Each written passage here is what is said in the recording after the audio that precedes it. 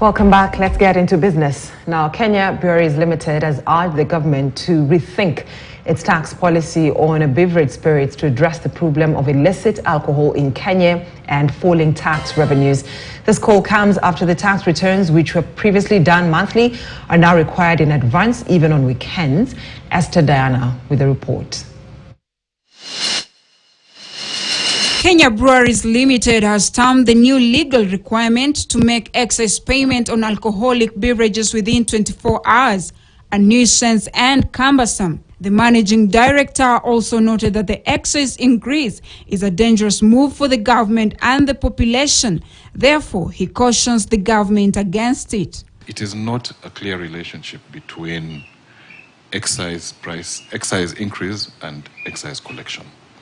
And we therefore think that a move like that would be very dangerous for the industry, but also for government and for the population as well. It's a scary move, and I would caution against it. What we'd be looking for is a stable environment which would help us to predict and to plan. The practice of excise increase every 6 months or every year creates a very, very difficult environment for planning. An industry report by Eurometer showed that nearly 2/3 of alcohol being consumed in Kenya is illicit. Recent figures from the Kenya Revenue Authority suggest a downward spirits revenue performance for the first time in years, prompting the industry to call for a tax review. I think the Kenyan consumer is hard pressed on very many areas. An increase in excise will mean that all the manufacturers will increase their product prices. And therefore, a Tusker will now become out of reach for them.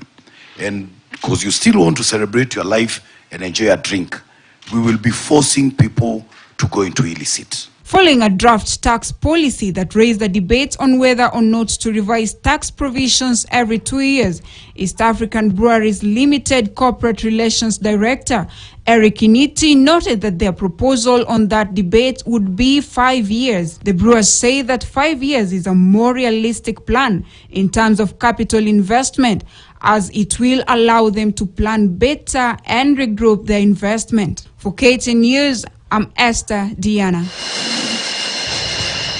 Away from that, and the government of Kenya has reached out to South Korea for financial and technical support to develop and expand of its nascent nuclear sector. At a meeting with Korean nuclear experts in Nairobi on Friday, officials of the Kenya Nuclear Regulatory